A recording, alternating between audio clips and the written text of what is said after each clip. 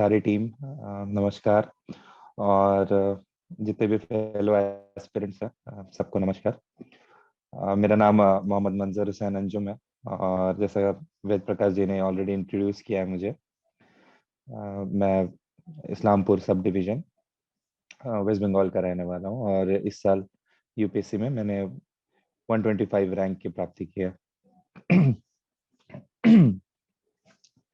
तो मैं शुरू करना चाहूँगा अपने बैकग्राउंड को लेके।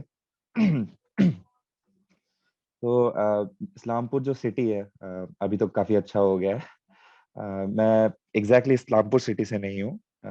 मैं एक विलेज का रहने वाला हूँ जिसको छौसिया बुलाते हैं मेरे विलेज को। एंड वो कुछ 4 किलोमीटर दूर है इस्लामपुर सिटी से। तो अर्ली एजुकेशन मेरी इस्लामपुर से ही हुई है, 10th तक। एंड जैसे स्कूल में स्कूल स्कूल में काफ़ी अच्छा स्टूडेंट रहने का ट्राई किया है। जैसे एक चीज होता है हर एक स्टूडेंट के लाइफ में कि हम हमेशा सोचते हैं कि कुछ आगे का ट्राई करेंगे, आगे कुछ बड़ा करना है। लेकिन वो बड़ा करने के चक्कर में हम लोग जो प्रेजेंटली जहाँ रहते हैं उस पर कॉम्प्रोमाइज करते हैं। एक ये जनरली टेंडेंसी होती है कि ठीक है अभी ऐसा हो गया, आगे कुछ अच्छा करेंगे। तो ये टेंडेंसी नहीं थी, हमेशा से रियलिस्टिक था। और बहुत अच्छा स्टूडेंट नहीं था मैं, जब क्लास 6 7 तक अच्छा स्टूडेंट नहीं था। और क्लास में भी ऐसा नहीं था कि अच्छे बच्चों में गिनती होती थी। तो फिर हुआ कि अच्छा करना है।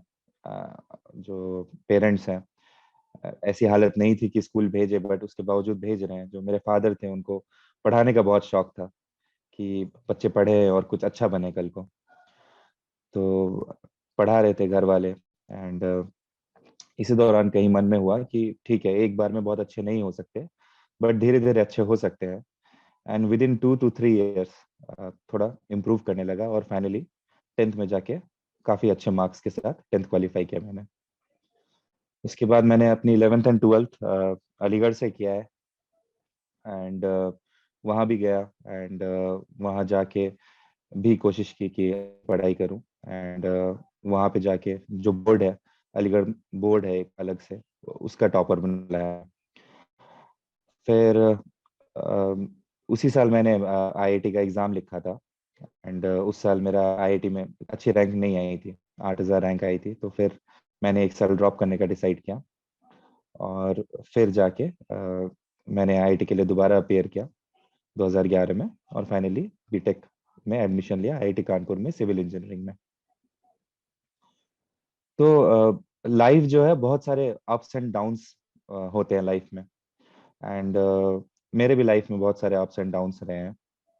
एंड कुछ अप्स एंड डाउन्स फाइनेंशियली रहते हैं, जो हम लोग में से काफी लोगों के लाइफ में रहती है। और कुछ अप्स एंड डाउन्स पर्सनल होते हैं। तो financial life ups and downs हमेशा से रही हैं। बट जो पर्सनल मेनली जो अप्स एंड डाउन्स है, उसमें सबसे बड़ा जो था वो था जब मैं फर्स्ट ईयर ऑफ कॉलेज में था। एंड मेरे फादर का देहांत हुआ था 2012 में। और मैं जो हूँ अपने घर का सबसे बड़ा लड़का हूँ। एंड उस टाइम एक ऐसा सिचुएशन था जब मुझे लगा कि मुझे शायद अपनी पढ़ाई छोड़नी पड़ेगी। सो एनीवेज लगा मुझे, तो घर वालों से बात किया। एंड अच्छे कॉलेज में था, आई में था। तो कुछ ना कुछ करके फाइनेंसेस मैनेज करने करके अपना पढ़ाई कंटिन्यू किया। एंड पढ़ाई कंटिन्यू करने के बाद फिर फाइनली एक जॉब में गया मैं। एंड मीनवाइल मैंने एजुकेशनल लोन ले रखा था, कुछ स्कॉलरशिप्स थे, उनके थ्रू पढ़ाई चलती रही। एंड फिर फाइनली मैंने जॉब ज्वाइन किया। जॉब ज्वाइन करके जो एजुकेशनल लोन था उसको रिपे किया। एंड जॉब में कंटिन्यू करने का सोच चुका था कि यहाँ कंटिन्यू कर सकता हूँ। एंड जैसे हम लोग रूरल एरिया से जो लोग होते हैं, हमारे लिए जो सामने जो लीडर्स होते हैं हमें ज़्यादा दिखते नहीं है। हमें जैसे आपको नहीं दिखेगा कि यहाँ से कोई बहुत बड़ा कुछ इंस्पिरेशन निकलेगा जिससे आप इंस्पायर्ड हो एंड आप कुछ अच्छा करने का सोचें। तो हमारे लिए जो इंस्पिरेशन होते हैं वो हमारे नगर के तहसीलदार होते हैं, या एसडीओ होते हैं, या बीडीओ होते हैं। और इसीलिए आप सोचते हैं कहीं ना कहीं कि हाँ ऐसा पोस्ट मुझे चाहिए। इसमें अगर मैं होता तो मैं चीजें शायद इनसे अच्छा करता। ये कहीं ना कहीं हम सबके मन में रहता है। तो ये मेरे मन में भी था कि ऐसा कुछ करना चाहता हूँ, बट कभी हिम्मत नहीं हुई, क्योंकि हमेशा लगता था कि यूपीएससी एक ऐसा एग्जाम है जिसका सिलेबस बहुत बड़ा है। यूपीएससी ऐसा एग्जाम है जिसके गाइडेंस के लिए मेरे पास लोग नहीं है जिससे मैं पूछ सकूं कि ये एग्जाम कैसे निकालते हैं। और यूपीएससी ऐसा एग्जाम है जिसको अगर पाया मैं, तो शायद मेरा करियर खराब हो जाएगा। एंड अब तक मेहनत करके जो चीजें अचीव किया हूँ, शायद उस पे मैं पानी फेर दूंगा। तो इस टाइप की फीलिंग्स की वजह से मैं यूपीएससी में ट्राई लेने का नहीं सोचा।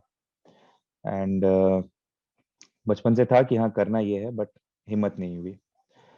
तो उसी दौरान जब मैं जॉब कर रहा था, तो मेरे जो कॉलेज का एक रूममेट था, वो यूपीएससी का प्रीलिम्स क्वालिफाई कर चुका था।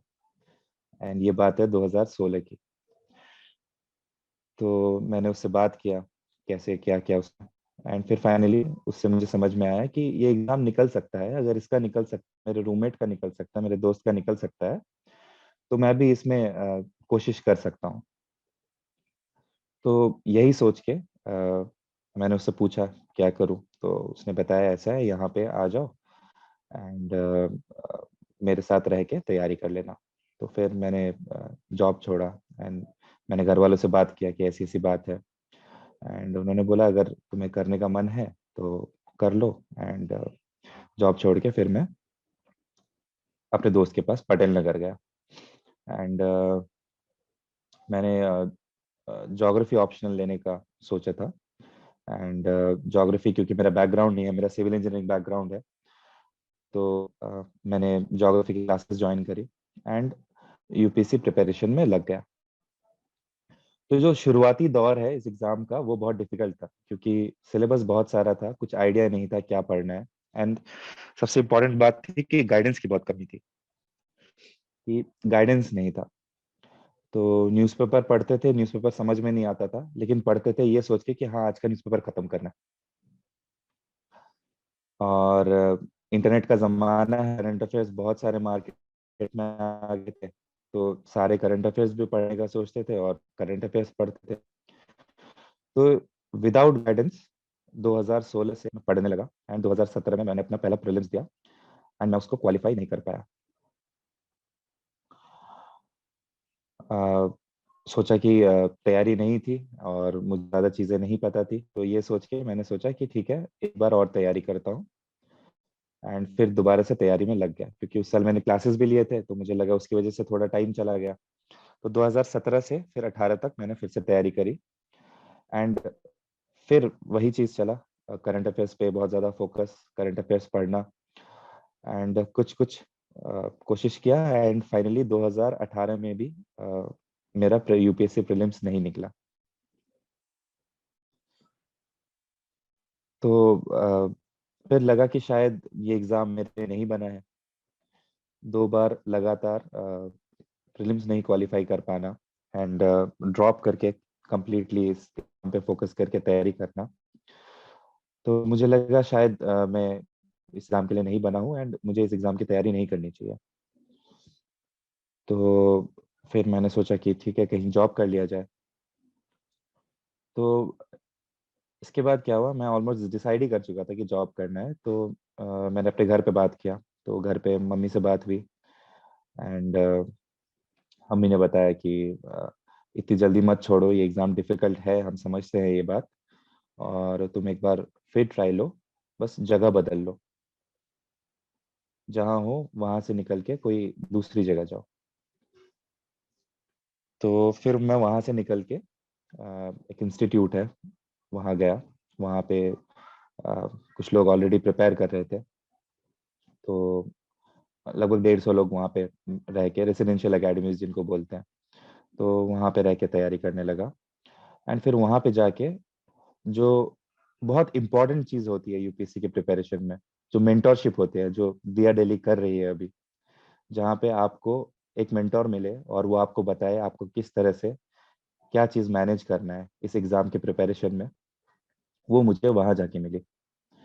वहाँ कुछ लोग थे जो सेलेक्टेड थे, कुछ लोग थे जिन्होंने प्रीलिम्स क्वालिफाई था, कुछ लोगों ने मेंस क्वालिफाई किया था।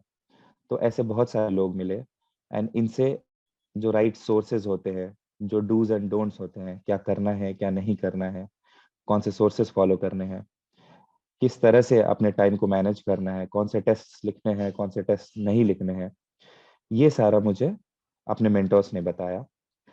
और फिर उसी दौरान मैंने 2019 में प्रीलिम्स का एग्ज़ाम लिखा, एंड प्रीलिम्स का एग्ज़ाम बहुत ही अच्छे मार्क्स से मैंने क्वालिफाई किया कि मेरा फॉरेस्ट का एग्ज़ाम भी क्वालिफाई हुआ। एंड 2019 में मैंने यूपीएससी का civil services examination and forest service examination दोनों के मेंस लिखा, एंड दोनों का इंटरव्यू कॉल आया मुझे उस साल। तो ये थी मेरे 2019 की स्टोरी। अब इसमें जैसे मेरा अक्सर ये कहना होता है कि किस्मत से ज्यादा और वक्त से पहले किसी को कुछ मिलता नहीं है। ये बहुत इंपॉर्टेंट है लाइफ में। इससे आपको एक सेंस ऑफ सेटिस्फैक्शन भी आती है और एक करेज भी आता है ये सोच के आपको। तो यही मेरे जीवन में था, स्पेशली 2019 में, क्योंकि 2019 में इंटरव्यू के बाद जब मेरा मेडिकल हुआ तो उसमें उन्होंने मुझे टेक्निकली अनफिट बोला था, टेम्पोररीली अनफिट, एंड मुझे 6 मंथ्स का टाइम दिया गया था फिट होने के लिए। एंड कोविड की वजह से रिजल्ट डिले हुआ था, एंड रिजल्ट डिले होके जब आया तो फाइनल रिजल्ट में मेरा नाम नहीं था 2019 में।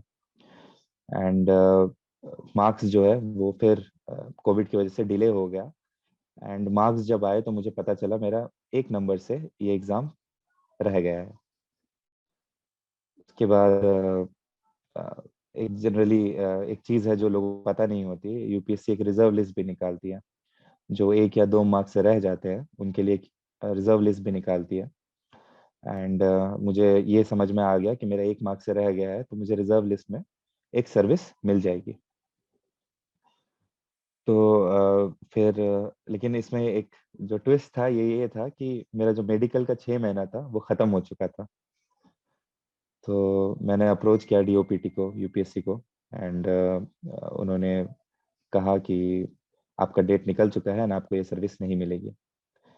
एंड इसी दौरान 2019 में रिजर्व लिस्ट में मेरा नाम आया और मुझे सर्विस नहीं मिली।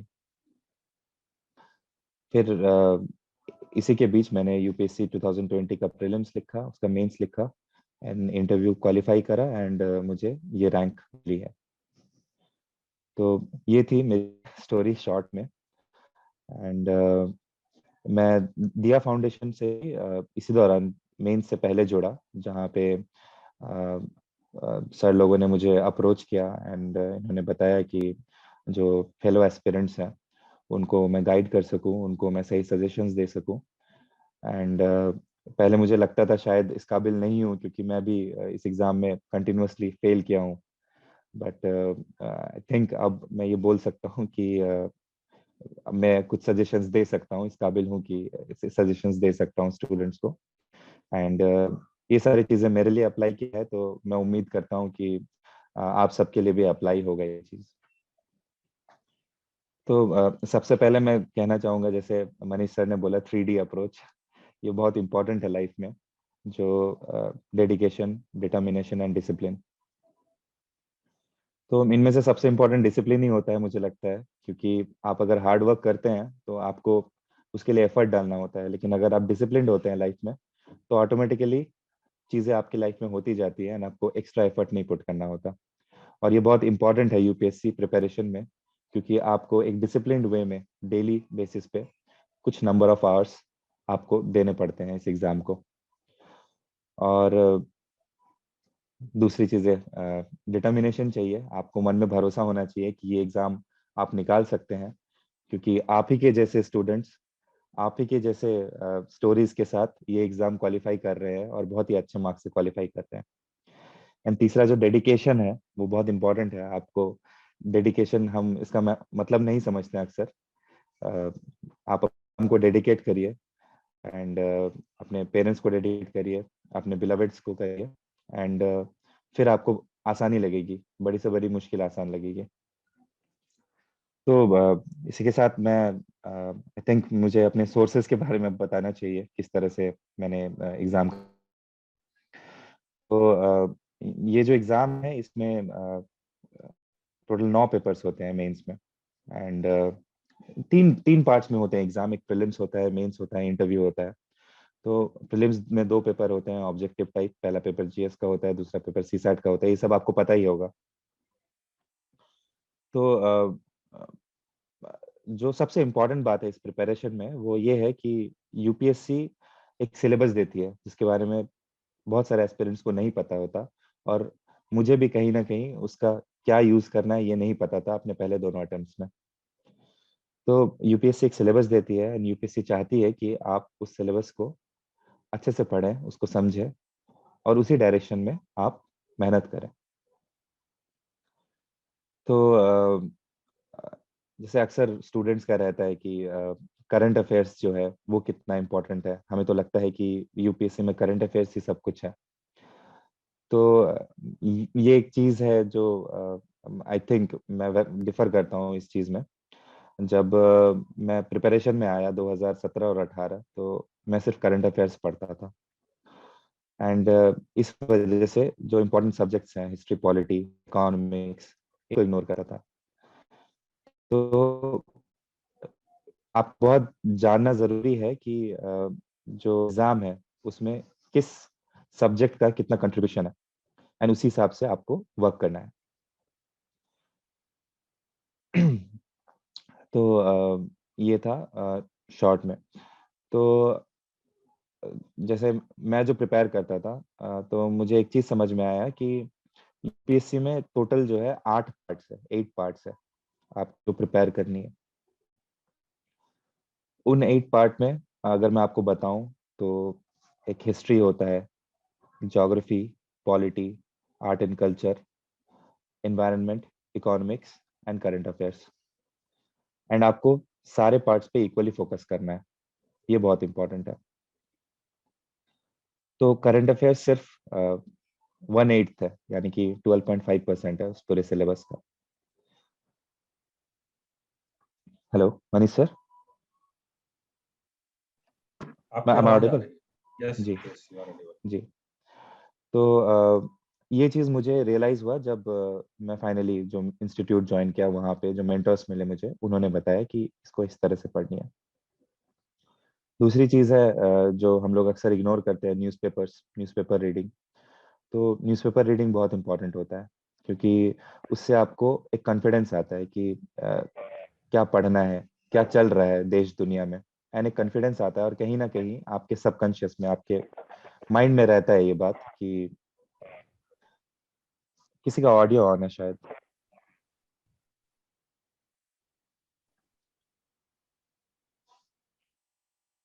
तो कहीं ना कहीं माइंड में रहता है कि इस तरह से चीजें हुई थी, एंड वो आपको हेल्प करता है एक ओपिनियन बनाने में। अ, ये हो गया न्यूज़पेपर का। अब जो सोर्सेज हैं, जब मैं लोगों से मिला तो मैं उनसे बात किया कि मेरा प्रीलिम्स नहीं निकलता, मुझे क्या करना चाहिए। तो प्रीलिम्स के लिए जो सबसे इम्पोर्टेंट होता है वो होता है आप सिलेबस को बार बार और उसको बार बार देखें, कि आप पलट के सारे पेजेस, एक बुक्स, बेसिक बुक्स जो होते हैं उनको बार बार पढ़िए, स्टैटिक हो, डायनेमिक हो, आप उसको बार बार पढ़िए, एंड टेस्ट में अपेयर कीजिए। टेस्ट आजकल फ्री वेबसाइट्स हैं, उस पे अवेलेबल है, आपको कुछ टेस्ट सीरीज ज्वाइन करने की ज़रूरत नहीं है।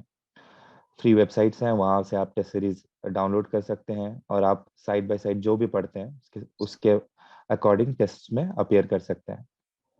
तो मैंने प्रीलिम्स के लिए 2019 में बहुत सारे टेस्ट जो भी फ्रीली अवेलेबल था उनको प्रैक्टिस किया, और सिलेबस बार बार कवर किया, 3 साइकिल्स में सिलेबस कवर किया। और कवर करने के बाद फाइनली उस साल इतना कॉन्फिडेंस आ गया था कि प्री इस साल निकल जाएगा। एंड मीनवाइल जो पियर्स है, जो साथ में लोग थे, जो साथ में प्रिपेयर कर रहे थे, आजकल टेलीग्राम आके बहुत फायदा होने लगा है बच्चों का, स्पेशली सिविल सर्विसेज एस्पिरेंट्स का, क्योंकि जो जितने भी टॉपर्स है अपना टेलीग्राम चैनल खोल के रखे हैं, एंड वहाँ पे आपको अपने ऑप्शनल के, और आपको अपने जो कैलिबर के जो भी स्टूडेंट्स हैं, आपसे अच्छे आपसे बुरे सब तरह के कैंडिडेट्स आपको मिल सकते हैं। एंड उनके साथ आप एक ग्रुप बना के, चाहे वो ऑप्शनल हो चाहे वो जीएस हो, सबका आंसर राइटिंग प्रैक्टिस कर सकते हैं। तो ये सारे प्लेटफॉर्म्स मिले, लोगों के साथ ग्रुप बनाया, आंसर लिखा, एंड आंसर लिखने के बाद फिर फाइनली मेंस से पहले 30 डेज लगातार आंसर लिखा था, 30 डेज 40 डेज लगातार आंसर लिखा, एंड फाइनली मेंस से पहले ये कॉन्फिडेंस आया कि शायद मेंस भी निकल सकता है। तो ऐसा करते करते 2019 में मेंस निकला। फिर जाके एक बार आप मेंस निकाल लेते हैं तो आपको एक चीज समझ में आता है कि जो सिलेबस है मैं उसको एक बार पढ़ चुका हूँ, और पढ़ने के बाद लगता है कि ये इतना बड़ा ह्यूमंगस टास्क नहीं है, ये बहुत बड़ा टास्क नहीं है सिलेबस को कवर करना। जब आप करते नहीं है तभी लगता है आपको कि बहुत बड़ा सिलेबस है, शायद हमसे नहीं हो पाएगा। और सिलेबस को कवर करना एक तरीके से बहुत स्मार्टली सिलेबस को कवर करना होता है। जैसे यूपीएससी ने जो सिलेबस दे रखा है, जीएस 1 2 3 4, उसमें कीवर्ड्स दे रखे हैं उन्होंने।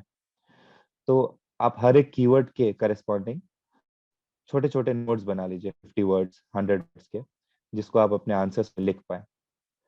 सिर्फ अ, बिना सिलेबस देख के हर एक सब्जेक्ट के लिए, इकोनॉमिक्स के लिए, हिस्ट्री के लिए अगर आप नोट्स बनाएंगे तो शायद आपको इतना टाइम नहीं मिलेगा कि आप उन नोट्स को रिवाइज करें, उन नोट्स को बार बार पढ़ें, और पढ़ने के बाद आप उनको आंसर्स में रिड्यूस कर पाए।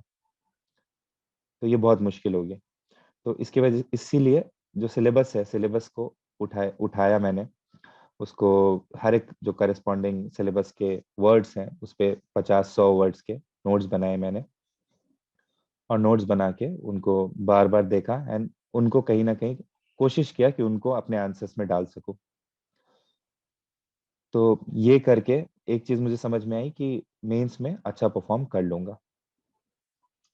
फिर जब मेंस में सेलेक्ट हुआ तो इंटरव्यू कॉल आया, एंड ऐसा हम लोगों का एक रहता है कि हम लोग लोगों को फेस करने से थोड़ा डरते हैं, और इंफीरियोरिटी कॉम्प्लेक्स होती है। तो मेरे अंडर भी थी, एंड मुझे भी लगा कि अ, शायद अच्छा नहीं करूंगा। तो जब आप मेंस क्लियर कर लेते हैं तो काफ़ी इंस्टीट्यूट्स आपको मॉक इंटरव्यूज प्रोवाइड करती है।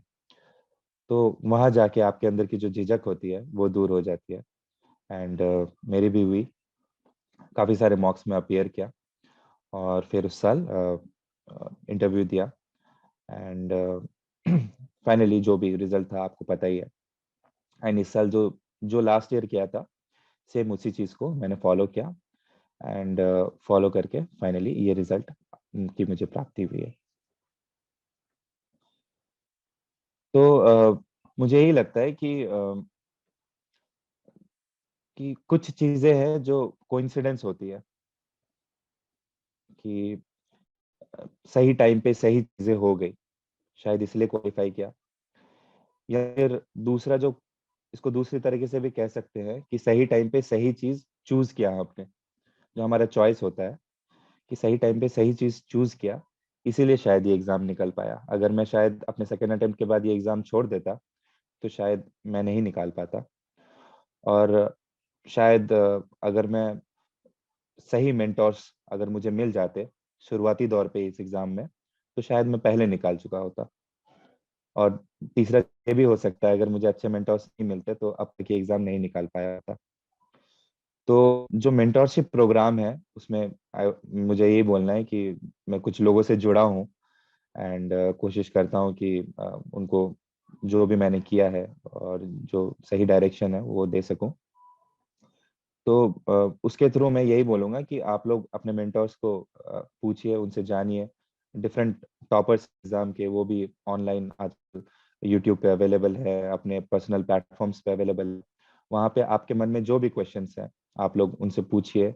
आपके मन में जो भी रिजर्वेशंस है, जो भी आपको लगता है आपकी कमियां हैं, आप किस तरह से खुद को इम्प्रूव कर सकते हैं, ये सब आप उनसे पूछिए। एंड मुझे नहीं लगता वो ऐसा है कि वो नहीं बताएंगे। जिस जिस फेज से आप लोग गुजर रहे हैं वो भी कहीं ना कहीं इस फेज से गुजरे हैं, एंड सब लोग को बहुत खुशी होगी आप लोग को हेल्प करने में।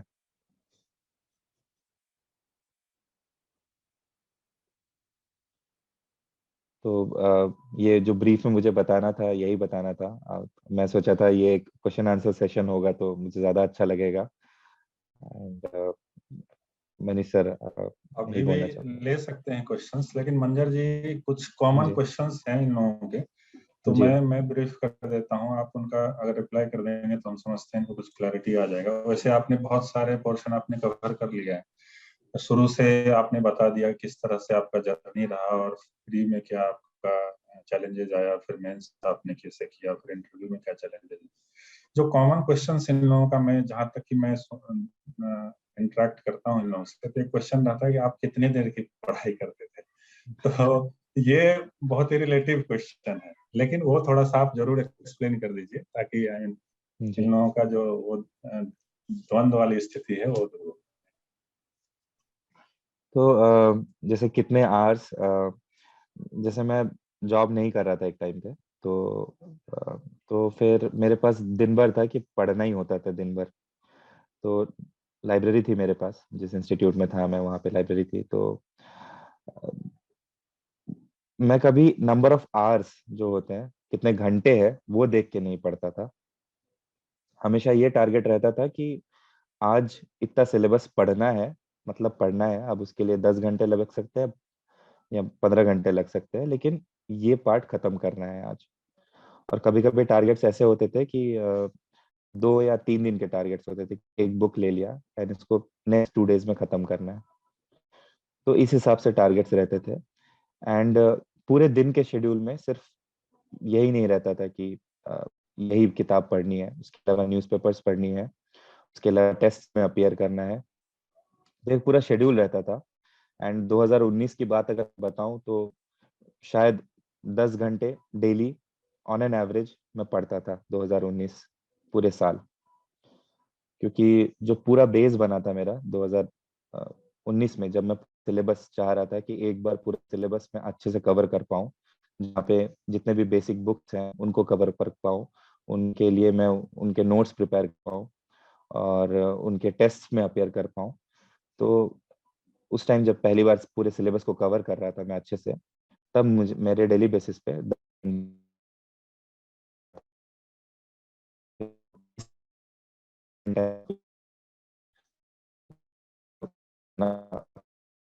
पे, और लास्ट ईयर जो भी किया था उसको इम्प्रूव करने पे, तो कहीं ना कहीं शायद लेस नंबर ऑफ आवर्स दिया था। लेकिन जो पीक ऑफ प्रिपरेशन होता है उसमें 10 आवर्स एटलीस्ट दिया है मैंने। तो मैं यही बोलना चाहूंगा कि नंबर ऑफ आवर्स इम्पोर्टेंट नहीं है। इम्पोर्टेंट है, ऐसा नहीं है कि आपको 1 घंटे 2 घंटे देने हैं। आपको मिनिमम 7 to 8 आवर्स तो डेली देना ही पड़ेगा। लेकिन उससे भी ज़्यादा इम्पोर्टेंट है कि आप अपने टारगेट्स अच्छे सेट करिए। जैसे मैंने कुछ स्टूडेंट्स जिनका मैं मेंटोर था, उनसे इंटरेक्ट किया था, तो उनको मैंने बोला था कि अ, अक्सर होता है कि आप खुद का एक रूटीन नहीं बना पाते, आप खुद का एक प्लान नहीं बना पाते। तो आजकल कोचिंग इंस्टीट्यूट्स खुद टेस्ट सीरीज प्लान करके कि इतने नंबर ऑफ डेज पे ये टेस्ट लेंगे हम, इतने नंबर ऑफ डेज पे हम ये टेस्ट लेंगे। तो बेस्ट होता है कि आप ऐसा एक टेस्ट सीरीज का जो प्लान है वो उठाइए एंड उसके डेट्स के सामने आप अपना डेट लिखिए कि इस डेट तक मैं ये सिलेबस कवर कर लूंगा या कर लूंगी। एंड फिर आप उस हिसाब से पढ़ना शुरू कीजिए।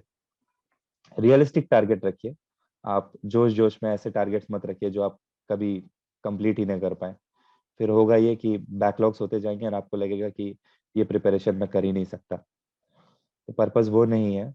धीरे धीरे करिए, लेकिन रियलिस्टिक टारगेट रखिए और डिटरमाइंड रहिए कि उस सिलेबस को कंप्लीट करना ही है। मंजर जी, एक क्वेश्चन ये भी आ रहा है कि रिवीजन कैसे करना चाहिए। वो देखिए बहुत इम्पोर्टेंट पार्ट जी, ये सिलेबस वाकई में बहुत बड़ा है। एनसीईआरटीज पढ़ने को कहा जाता है, बेसिक बुक्स पढ़ने को कहा जाता है। तो बहुत इंपॉर्टेंट है कि जब एनसीईआरटी को आप पढ़ें तो पहली रीडिंग तो आप ऐसे ही करें, उसके नोट्स मत बनाएं। लेकिन सेकेंड रीडिंग जब आप करते हैं तो एनसीईआरटी के लिए नोट्स बना लीजिए। अगर आप एक एनसीईआरटी उठाइएगा पढ़ने के लिए, तो आप 4-5 पेज में उससे जो इम्पोर्टेंट चीजें हैं वो लिख के उसके नोट्स बना सकते हैं। एंड उसके बाद आप उन नोट्स को बार बार पढ़िए। अगर जैसे अगर आप देखें 15 से 20 एनसीईआरटीज है, तो आप बार बार 15 से 20 बुक्स उठा के नहीं पढ़ सकते। तो सबसे बेहतर है कि आप एनसीईआरटीज के शॉर्ट नोट्स बना लीजिए एंड उसको बार बार पढ़िए। ये चीज हो गई पहली। दूसरी है कुछ बुक्स होती है जो खुद में शॉर्ट नोट्स होती है। जैसे आप स्पेक्ट्रम आती है, एक हिस्ट्री की बुक है स्पेक्ट्रम, या फिर पॉलिटी की बुक है लक्ष्मीकांत। ये दोनों बुक्स खुद में शॉर्ट नोट्स हैं।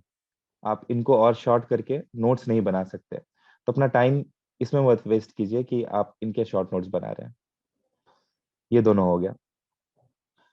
अब तीसरी चीज जो है वो ये था कि जो मैंने किया था, मैंने जो वीक में जो संडेज होता था उसको मैंने रिवीजन के लिए रखा था, कि संडे सिर्फ रिवीजन करूंगा, और जो भी मेरे नोट्स हैं उन सारे नोट्स को एक बार देखूंगा। जो भी मैंने टेस्ट्स लिखे हैं उन टेस्ट्स को एक बार मैं संडे को फिर से देखूंगा, उसमें मैंने क्या गलतियां की थी एंड उसमें मुझे क्या सुधार करनी चाहिए। और जो भी बेसिक बुक्स है उनको प्लान करके हर संडे या फिर ऑल्टरनेट संडेज बेसिक बुक्स को एक बार देख लूंगा कि कुछ भूला तो नहीं है मैंने। तो ये बहुत अच्छा तरीका है कि आप वीक में एक दिन रखें जब आप चीज़ों को रिवाइज करेंगे। और इसके अलावा जब आप सेम नोट्स को बार बार देखने लगते हैं, आप खुद से प्रिपेयर किए हैं नोट्स एंड उसको अगर आप बार बार देखने लगते हैं, तो आपको अलग से एफर्ट नहीं लगाना पड़ता है। जैसा मैंने कहा कि डिसिप्लिन डिसिप्लिन जब आप होते हैं तो आपको एक्स्ट्रा हार्ड वर्क नहीं करना पड़ता। तो इसी वजह से वीकली अगर आप डिसिप्लिन वे में अपने नोट्स को बार बार देखते हैं तो आपको एक्स्ट्रा एफर्ट लगा के उसको याद नहीं करना पड़ता, आपको देख देख के वो चीज़ें याद हो जाती है। तो इसलिए बहुत इंपॉर्टेंट है कि शॉर्ट नोट्स बनाइए और उसको बार बार देखिए, उसको बार बार रिवाइज कीजिए। बहुत धन्यवाद मंजर जी। और भी कुछ बहुत सारे क्वेश्चंस आ रहे हैं जो की क्वेश्चन मैं ऐड करना चाहता हूँ यहाँ, कि सारे लोग ये पूछ रहे हैं कि ऐसा कौन सा आपने टेक्निक अपनाया था ऑप्शनल में कि आज आपका one of the highest marks है एथिक्स में। तो वो सब जानना चाहते हैं कि ऐसा क्या आप आई मीन आपका टिप्स था, ट्रिक्स था कि आपने ऑप्शनल का ऐसा सिलेक्शन किया है। तो वो एक जानना चाहते हैं। दूसरा एक क्वेश्चन है कि इंटरव्यूज में क्या क्वेश्चन है, तो वो दोनों पॉइंट एड्रेस। अच्छा, तो पहले तो जैसे ऑप्शनल, जैसे पिछले साल मुझे ऑप्शनल में बहुत कम मार्क्स आए थे, मुझे 223 नंबर आए थे ऑप्शनल में, जो कि काफ़ी कम होता है। तो फिर मैंने स्टडी किया ऑप्शनल में क्या गलतियां हो रही थी। तो इस एग्ज़ाम में बहुत इम्पोर्टेंट है कि आप अपने जो मिस्टेक्स हैं उन पे वर्क करिए, उनसे भागिए मत। तो यही चीज़ मेरे साथ हुआ, मैंने देखा कि ऑप्शनल में मुझे बहुत कम मार्क्स आए हैं एंड मुझे इम्प्रूव करना पड़ेगा। तो जैसे मैंने बोला, मार्केट में अभी सब कुछ अवेलेबल है। तो मैंने पिछले साल के जो टॉपर थे उनके टेस्ट सीरीज के पेपर्स मंगवाए, मैंने ऑनलाइन उनको डाउनलोड किया एंड उसको पढ़ा। तो कुछ चीज़ें हैं जो आप देखिएगा कॉमन होते हैं जितने भी टॉपर्स होते हैं उनके आंसर्स में, उन आंसर कॉपीज में, एंड कुछ फॉलो करते हैं। तो बहुत ज़रूरी है कि आप उन रूल्स को समझें। तो हर एक जो आंसर होता है उसमें एक इंट्रो बॉडी कंक्लूजन होता है, ये जीएस के लिए है। लेकिन जो जीएस के लिए इंट्रो बॉडी कंक्लूजन होता है जो आपको अच्छा अच्छा होता है अगर आप उस फॉर्मेट में लिखें, क्योंकि वो फॉर्मेट जो एग्जामिनर होता है उसको चेक करने में भी आसानी होती है और आपको लिखने में भी आसानी होती है कि आप एक स्ट्रक्चर मैनर में एक आंसर को लिख रहे हैं।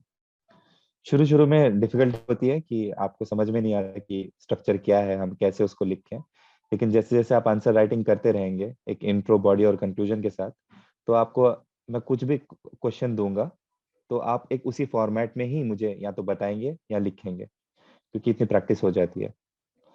तो जीएस में तो इंट्रो बॉडी कंक्लूजन होता है, लेकिन जो ऑप्शनल में होता है उसमें एक और इम्पोर्टेंट चीज होती है, स्पेशली ज्योग्राफी ऑप्शनल में, अ, कि आपको मैप्स बनाने हैं। और दूसरी चीज है कि आपको जीएस की तरह आंसर नहीं लिखना है, आपको टेक्निकल लैंग्वेज में आंसर लिखना है जहाँ पे आप ज्योग्राफिकल वर्ड्स यूज करते हैं। तो ये दोनों चीजें मुझे रियलाइज हुआ। और तीसरी चीज जो मुझे रियलाइज हुई कि 2019 वाले जो मेंस है उसमें मैंने ज्योग्राफी के कुछ गिने चुने टॉपिक्स पे नोट्स नहीं बनाए थे जो हर साल सॉर्ट ऑफ रिपीट होती है या जिनकी प्रोबेबिलिटी होती है कि ये पूछे जाएंगे। तो जैसे एक क्वेश्चन था कि इंडियन मॉनसून पे हर साल सवाल आते थे, क्लाइमेट चेंज पे हर साल सवाल आते थे। तो ये चीज मैंने देखा एंड मुझे लगा कि इसके लिए मुझे कुछ अलग से, या तो इंट्रोडक्शन या फिर कुछ डेटा या फिर कोई मैप, इस तरह से कुछ कुछ प्रिपेयर करके रखना चाहिए। तो इसी तरह से मैंने एक बुकलेट तैयार किया जिसमें कुछ 30-40 मैप मैंने बनाए, जिसको मैं एज इट इज एग्जाम में लिखने का सोचा था। कुछ रिपोर्ट्स थे, जैसे मिनिस्ट्री ऑफ अर्थ साइंसेज के कुछ रिपोर्ट्स थे, क्लाइमेट चेंज को लेके, एनवायरनमेंट को लेके, और जो हमारा मॉनसून है उसको लेके। तो ये सारे नोट्स मैंने रेडीमेड प्रिपेयर करके रखे, और इन्हीं को फिर फाइनली मैंने एग्जाम में यूज़ किया। और एग्जाम में मैंने यूज़ किया, इससे मेरा टाइम भी बचा और आंसर्स भी अच्छे हुए। और जो चौथी चीज़ थी, वो जो इम्पोर्टेंट थी, वो ये थी कि जो 2019 में मैंने एग्जाम लिखा था, तो उसमें जैसे मुझे जो चीज़ें पता थी उसको लिखने का कोशिश किया था। अगर उन्होंने मुझे जैसे अगर ज्योग्राफी के स्टूडेंट में ज्योग्राफी का टर्म यूज करूंगा तो अच्छा नहीं लगेगा। अ, अगर कुछ क्वेश्चन है एंड वो मैंने पढ़ा हुआ है, तो कहीं ना कहीं माइंड में ये रहता था कि जो पढ़ा है वही लिखना है, और फिर हम इनोवेट नहीं करते एग्जाम में, कि कुछ अलग से हट के नहीं लिखते। तो वो चीज़ अवॉइड करने का कोशिश किया था मैंने, और ये कोशिश किया था कि जो क्वेश्चन है उसको एड्रेस करूं, एंड सिर्फ उसी में सीमित ना रहूं कि जो मुझे पता है। अगर मैं अलग से अपने तरफ से सोच के कुछ पॉइंट ला सकता हूं तो वो भी लिखूं। तो ये सारी चीजें जब मैंने किया, तो मुझे लगता है उसकी वजह से मेरा ऑप्शनल में मार्क्स बढ़े हैं इस साल कंपेयर टू लास्ट ईयर। तो बेसिकली यही था कि जो लास्ट ईयर जो मिस्टेक्स करे उस पर सुधार किया मैंने ऑप्शनल में। दूसरी चीज जो एथिक्स की थी, तो एथिक्स पे लास्ट ईयर काफी स्कोरिंग गया था एथिक्स, एंड मुझे 124 थे। तो मुझे लगा था थोड़ा और इम्प्रूवमेंट हो सकता है इस सब्जेक्ट में, क्योंकि मार्क्स बहुत ज्यादा थे। तो एथिक्स में बहुत इंपॉर्टेंट मुझे लगा एक चीज, कि सोर्स लिमिटेड रखना है, बहुत सारे बुक्स नहीं पढ़ने हैं। एथिक्स आपके अंदर के एथिक्स को चेक करने के लिए है। अगर वो अच्छा है और आप जो बेसिक है एथिक्स का वो समझते हैं, तो आप आंसर अच्छा लिख लेंगे। तो इस साल मैंने जैसे ज्योग्राफी में किया, वैसे ही ऑप्शनल एथिक्स में भी किया मैंने हर एक जो कीवर्ड होता है, चाहे वो एटीट्यूड हो या एप्टीट्यूड हो, इमोशनल इंटेलिजेंस हो, परसेवरेंस हो, जस्टिस हो, हर एक कीवर्ड के करस्पॉन्डिंग एक एक एग्जाम्पल के नोट्स बनाए थे इस साल। एग्जाम्पल चाहे वो मेरे डेली लाइफ से हो, या मेरे पास्ट लाइफ से हो, या मेरे दोस्तों के लाइफ से हो, या किसी सिविल सर्वेंट के लाइफ से हो। तो इस तरह के 50-60 मैंने एग्जाम्पल्स बनाए थे, एंड उनको अच्छे से मैंने पढ़ लिया था कि इनको मैं यूज करूंगा। ये चीज करके मैंने आंसर्स में इन एग्जाम्पल्स को लिखने का कोशिश किया था। और दूसरी चीज जो कोशिश किया था, एक आंसर राइटिंग में एक अलग से कोशिश किया था कि इंट्रो बॉडी कंक्लूजन के अलावा, क्योंकि एथिक्स का पेपर है, तो एक कॉन्शियस एफर्ट लूंगा कि एंडिंग जो है किसी कोट से करूं। अगर क्वेश्चन एजुकेशन पे है तो एक एजुकेशनल कोट से करूं। अगर क्वेश्चन इंटीग्रिटी पे है तो इंटीग्रिटी के एक कोट से कंप्लीट करूं। तो इस साल ये मैंने अलग से किया था, जिसकी वजह से मुझे लगता है कि मेरे मार्क्स इंप्रूव हुए हैं। मंजर जी, और भी कुछ क्वेरीज हैं, लेकिन इसमें जो एक क्वेश्चंस आ रहे हैं कि इंटरव्यू के फियर को कैसे दूर किया जाए, और आई मीन आपके क्या क्वेश्चंस थे इंटरव्यू में? जी, जैसे जब इंटरव्यू के लिए जा रहा था, तो बहुत इम्पोर्टेंट एक और बात है ये समझना कि यूपीएससी जो अपने इंटरव्यू है उसको एक अलग से नाम दिया है इसने, जिसमें ये कहता है कि ये इंटरव्यू नहीं है, ये एक पर्सनालिटी टेस्ट है। और यूपीएससी अपने वर्ड्स के लिए बहुत पर्टिकुलर होता है। ये जानबूझ के ऐसे वर्ड्स यूज करता है। ये गलती या कोइंसिडेंस नहीं है कि इसको पर्सनालिटी टेस्ट कहा गया है। 3 तरह की चीज होती है, एक वाइवा होता है, एक इंटरव्यू होता है, और एक पर्सनालिटी टेस्ट होता है। जो वाइवा होता है उसमें आपको टेक्निकल सवाल पूछे जाते हैं, कि अगर आपका साइंस का वाइवा है, केमिस्ट्री का वाइवा है, तो आपको केमिस्ट्री के सवाल पूछे जाएंगे। उसकी उसमें आपको आपके बारे में नहीं पूछा जाएगा, आपका नाम नहीं पूछा जाएगा, आपके फादर क्या करते हैं वो नहीं पूछा जाएगा, आप किस बैकग्राउंड से हैं, वो नहीं पूछा जाएगा। तो ये होता है वाइवा। दूसरा होता है इंटरव्यू, जहाँ पे वाइवा के जैसे टेक्निकल क्वेश्चंस भी पूछते हैं और एचआर क्वेश्चंस भी पूछते हैं, जो एचआर क्वेश्चंस आपके बारे में होता है। कि आप क्या करते हैं, आपके फादर क्या करते हैं, एक्सेट्रा। और तीसरा होता है पर्सनालिटी टेस्ट, कि आपकी पर्सनालिटी चेक की जा रही है कि आप किस तरह से सोचते हैं, आपके अंदर का एथिक्स कैसा है, आप किस बैकग्राउंड से आए हैं। ये जो पर्सनालिटी टेस्ट होता है ये आपके पूरे पर्सनालिटी को टेस्ट करता है। और अ, अ, जो नॉलेज वाला पार्ट है वो आपका प्रीलिम्स और मेंस में चेक हो चुका है। यहाँ आपका नॉलेज नहीं चेक करा जाता। तो सबसे पहले तो माइंड से ये निकालना होता है कि पर्सनालिटी टेस्ट में आपका नॉलेज नहीं चेक करेंगे। अगर आपको कुछ नहीं आता, इट्स एब्सोल्युटली फाइन, बिल्कुल ठीक है, वो कोई बड़ी बात नहीं है। हो सकता है आप भूल गए हो, आप उसको कभी भी पढ़ के दोबारा याद कर सकते हैं। और पर्सनालिटी टेस्ट में बहुत इंपॉर्टेंट होता है आपका ये समझना कि आपकी पर्सनालिटी टेस्ट की जाएगी, आप अंदर से कैसे हो, बाहर से कैसे हो, ये चेक की जाएगी। अब जो पर्सनालिटी टेस्ट में जो लोग बैठे होते हैं वो काफी सीनियर लोग बैठे होते हैं। उन अराउंड 60 ईयर्स, 55 ईयर्स के लोग होते हैं। एंड उन्होंने उनका क्यूमुलेटिव एक्सपीरियंस अगर आप देखेंगे मिलाकर, तो वो 150 साल का एक्सपीरियंस होगा मिलाकर, अगर पांचों लोगों का मेंबर का। तो आप वहाँ ब्लफ नहीं कर सकते, आप वहाँ झूठ नहीं बोल सकते, आप कोई और पर्सन नहीं बन सकते, जो है वो आप दिख जाएंगे वहाँ। तो पर्सनालिटी टेस्ट जो प्रिपेयर करते हैं उसमें बहुत इंपॉर्टेंट होता है कि आप खुद को पहले जाने कि आप किस तरह के बंदे हो या आप किस तरह की लेडी हो। अगर आप वो नहीं जानेंगे तो वहां जाके आप खुद समझ में नहीं आएगा कि आप किस तरह का परफॉर्म कर रहे हो। तो जैसे मेरे केस में था, मुझे अक्सर मॉक इंटरव्यूज में मैंने अपेयर किया तो मुझसे उन्होंने कहा कि आप कॉन्फिडेंट नहीं साउंड करते। तो मुझे लगा कि ठीक है, मेरे मैं कॉन्फिडेंस मुझ में कम है। बट सर, मुझे ये बताइए कि ये तो मेरी कमी हो गई, मेरे मेरे क्वालिटीज क्या है, मैं अच्छा किस में हूँ, मुझे वो चीज बताइए। तो ये बहुत जानना जरूरी है कि आपके वीकनेसेस क्या है और आपके स्ट्रेंथ्स क्या है। तो फिर मुझे पता चला कि आप जो है जो आंसर करते हो वो ऑनेस्टी के साथ करते हो, और आप जो भी आंसर करते हो यो वो ह्यूमिलिटी के साथ आंसर करते हो। तो जब मुझे ये चीज पता चला तो मुझे माइंड में ये रहा कि ठीक है, अगर थोड़े कम ही कॉन्फिडेंस के साथ मुझे वहां जाके ये दोनों ट्रेड्स तो दिखाने हैं उनको कि मैं एक हम्बल बंदा हूँ, और मैं एक हम्बल पर्सन हूँ, एंड एक ऑनेस्ट पर्सन हूँ। ये जाके मुझे वहां पे अपने आंसर्स में दिखाना है। तो इस ऑब्जेक्टिव के साथ अगर आप प्रिपेयर करते हो इंटरव्यू के लिए कि आप में क्या अच्छे क्वालिटीज और क्या बुरे क्वालिटीज हैं, तो फिर इंटरव्यू को फेस करना इजी हो जाता है। तो यही सोच के पहला इंटरव्यू दिया था। एंड जो कॉन्फिडेंस वाला पार्ट है वो धीरे धीरे आ जाता है बाद में, जब आप मॉक इंटरव्यूज में अपेयर करते हो, डिफरेंट बोर्ड्स को, सीनियर्स को फेस करते हो, तो वो कॉन्फिडेंस भी आ जाता है कि आप वहाँ जाके अच्छे से बोल सको।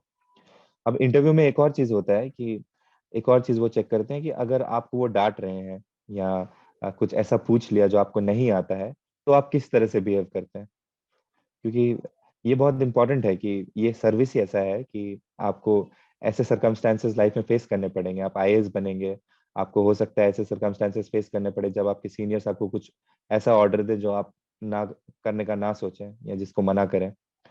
तो वो चाहते हैं कि वो इस चीज को देखें कि आप तब किस तरह से रिएक्ट करते हो। एंड वहां पे आपका कॉन्फिडेंट होना जरूरी है, क्योंकि वहां पे शो करता है कि अगर इस पे हम प्रेशर भी डालते हैं तो ये जो पर्सन है जो इंटरव्यू दे रहा है, ये काम है, कॉन्फिडेंट है, और ये उस चीज को हैंडल कर सकता है। तो अगर आप ये सब के लिए खुद को प्रिपेयर करेंगे तो मेरे हिसाब से इंटरव्यू अच्छा जाना चाहिए। और मैंने इसी तरह से इंटरव्यू का प्रिपरेशन किया था। एंड आर्टिफिशियल नहीं होना चाहिए, ऐसा नहीं लगना चाहिए कि आप इंटरव्यू के लिए अलग से प्रिपेयर करके आए हो, कि आप एक मशीन की तरह कुछ कुछ क्वेश्चंस आपने पढ़ लिए हैं कि आप खुद को इंट्रोड्यूस करिए, तो आप खुद को एक मशीन के खुद को इंट्रोड्यूस कर रहे हैं।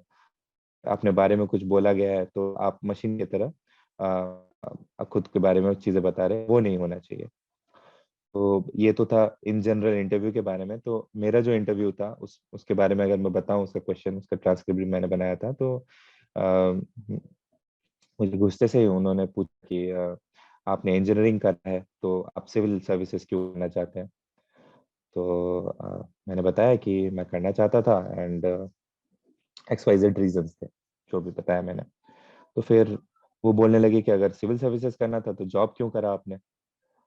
तो उसका भी रीजन, ये कुछ चीजें हैं जो हम प्रिपेयर करके आते हैं अपने बारे में, कि हम सोचते हैं कि चलिए ठीक है, हमने इस बैकग्राउंड में हमारा एजुकेशन किया है, तो हम अब सिविल सर्विसेज में क्यों जा रहे हैं। तो इस टाइप के क्वेश्चंस जो बेसिक होते हैं, ये प्रिपेयर करना बहुत इंपॉर्टेंट होता है। और ये जब आप बोले तो ऐसा नहीं बोलना है कि आप रट के आए हैं। आपको ये प्रिपरेशन में ये भी पार्ट इम्पोर्टेंट होता है कि आप उसको सोच के समझ के उनको बोलें, अच्छे लैंग्वेज में बोलें। तो फिर मुझसे अ, पूछा गया कि हाँ, फिर मुझसे पूछा गया अभी क्या कर रहे हैं आप, एंड पिछले 4 साल से आप ये एग्जाम दे क्वालिफाई नहीं किए हैं, तो आपको नहीं लगता कि आपको एग्जाम नहीं देना चाहिए। तो ये सारे क्वेश्चंस आपको पहले से प्रिपेयर करके रखने हैं, क्योंकि वहां पे आप अचानक से सुनेंगे तो आप कुछ या तो गलत बोल देंगे, या जल्दबाजी में आप थोड़े से सहम जाएंगे। तो वो नहीं होने देना है, आपको ये सारे क्वेश्चन सोचने हैं, और इंटरव्यू प्रिपरेशन में कहीं ना कहीं आप ये सारे क्वेश्चन सोच ही लेते हैं। फिर आता है आप यूपीएससी का जो इंटरव्यू होता है, उससे पहले आप एक एप्लीकेशन फॉर्म भरते हैं, जिसको हम लोग डैफ कहते हैं, डिटेल एप्लीकेशन फॉर्म। तो उसमें आप अपने बारे में बहुत सारी चीजें बताते हैं उनको, आप किस स्टेट से हैं, आपकी एजुकेशन कहाँ से हुई है, आपके मम्मी पापा क्या करते हैं, और आपके हॉबीज क्या हैं, आपके लाइफ में अगर आपने कुछ पोस्ट होल्ड किए हैं, या फिर आपने स्पोर्ट्स में कुछ अच्छा किया है, ये सारा आप उस फॉर्म में लिखते हैं। आपने जॉब कहाँ किया है, किस प्रोफाइल में किया है, एजुकेशन कहाँ से हुई है, ये सारा उस फॉर्म में रहता है, जिसको हम लोग डिटेल्ड एप्लीकेशन फॉर्म कहते हैं। एंड वो एप्लीकेशन फॉर्म जो इंटरव्यू पैनल है उसके सामने रहता है। और काफी ऐसा होता है कि उसी फॉर्म से जो इंटरव्यू पैनल है वो सवाल पूछती है। तो मेरा भी जो इंटरव्यू था वो उसी डैफ जो डिटेल एप्लीकेशन फॉर्म है उसी के अराउंड क्वेश्चंस पूछे गए थे। जैसे मैं बंगाल से हूँ, तो मुझसे पूछा गया था कि बंगाल में बहुत सारे प्रॉब्लम्स हैं, एंड वहाँ पे अक्सर देखा है हमने कि पॉलिटिकल वायलेंस हो रहा है, या इलेक्टोरल वायलेंस हो रहा है, या फिर बंगाल में रिजर्वेशन का इशू, या फिर बंगाल में आपका इनइक्वालिटी का इशू। ये सारे सवाल उन्होंने एक ही क्वेश्चन में पूछ लिया मुझे। जो जो पैनलिस्ट थे वो लगभग 2 मिनट तक ये सवाल पूछा। तो बहुत इंपॉर्टेंट है कि आप आराम से उनको सुने और उसको आंसर करें पार्ट बाय पार्ट। इसी तरह से मुझे और भी सवाल पूछे गए। अलीगढ़ से मैं हूँ, तो अलीगढ़ से सवाल पूछे गए। मेरा बैकग्राउंड सिविल इंजीनियरिंग का है, तो मुझे सिविल इंजीनियरिंग में नए टेक्नोलॉजीज के बारे में पूछे। और मुझे जो आर्टिकल 370 रिवोक होने के बाद कश्मीर के बारे में सवाल पूछे। कानपुर से हूँ, कानपुर स्मार्ट सिटी बन गया है, कैसे बना है, उसके लिए क्या कर सकते हैं, ये सवाल पूछा। तो जो भी मेरा बैकग्राउंड है उससे रिलेटेड सवाल पूछा, एंड थोड़ा बहुत करंट अफेयर्स को रिलेट करके उन्होंने सवाल पूछा।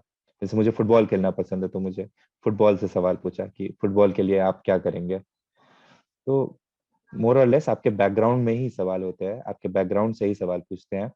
तो इसीलिए तो और डरना नहीं चाहिए इंटरव्यू को फेस करने से, क्योंकि ये इंटरव्यू में वो लोग आपको आपके बारे में पूछ रहे हैं कि आप क्या करते हो, आपके क्या हॉबीज हैं, आपके क्या चॉइसेस हैं, आप कहाँ से हो, आप कानपुर से हो, तो आप कानपुर के बारे में हमें बताओ। तो जब आप खुद के बारे में किसी को बता रहे हो, तो उसके बारे में तो बिल्कुल डरना नहीं चाहिए।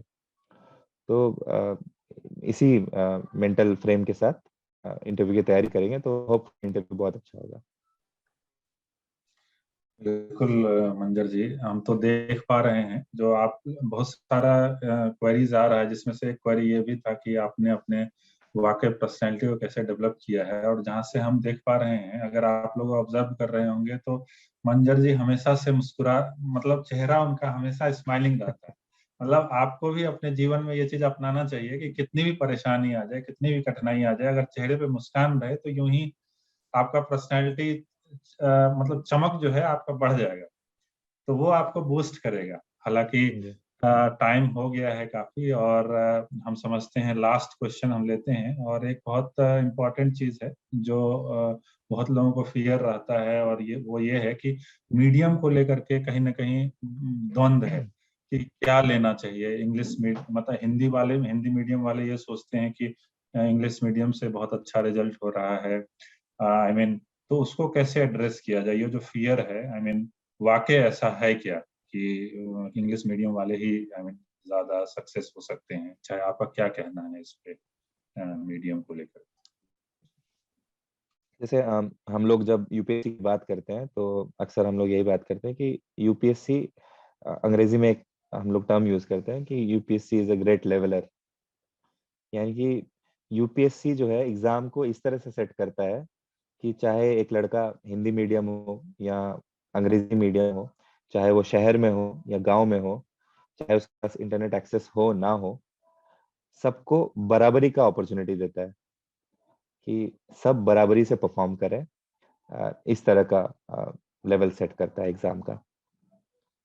तो अगर मैं बोलूं कि मीडियम का, तो मैं बहुत ऑनेस्टली ये चीज बोलूंगा कि अगर आप अंग्रेजी मीडियम के हैं तो आपके पास मटेरियल्स ज्यादा इजीली अवेलेबल हो जाएंगे, क्योंकि जितने भी इंस्टीट्यूट्स हैं वो सारा अपना मटेरियल इंग्लिश में ही प्रोवाइड करते हैं। तो अभी जैसे आप फ्री प्लेटफॉर्म्स जो है वहाँ पे अगर आप देखेंगे कि अंग्रेजी में ज्यादातर वो लोग मटेरियल प्रोवाइड करते हैं। ये चीज थी लास्ट से लास्ट ईयर तक। आप अगर पिछले साल से देखेंगे तो पिछले साल से जो हिंदी मीडियम के मटेरियल्स हैं वो भी अवेलेबल होने लगे हैं। अगर आप वेबसाइट्स को देखेंगे, वेबसाइट्स अब ना दो वेबसाइट्स मेंटेन कर रही है, हिंदी का वेबसाइट अलग से, एक इंग्लिश का वेबसाइट अलग से।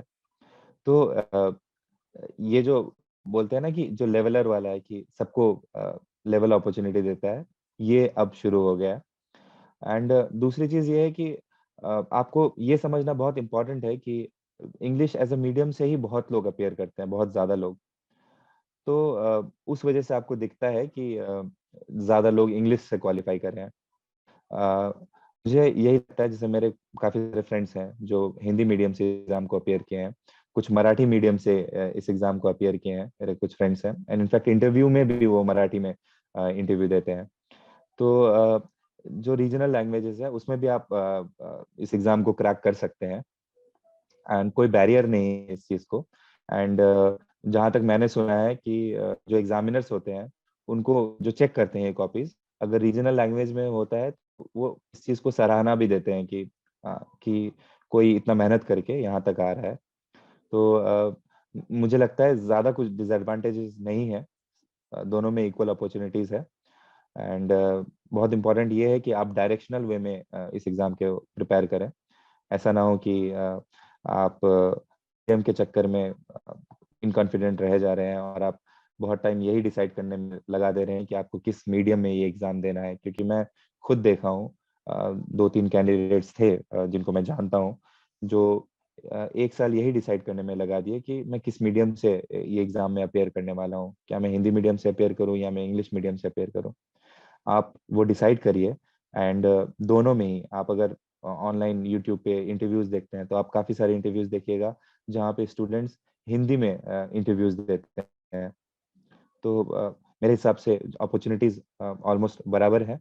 एंड ये डिपेंड करता है आप किस हिसाब से मेहनत करते हैं और आप किस हिसाब से अपना पढ़ाई करते हैं, एंड उसी से आपका रिजल्ट डिसाइड होगा।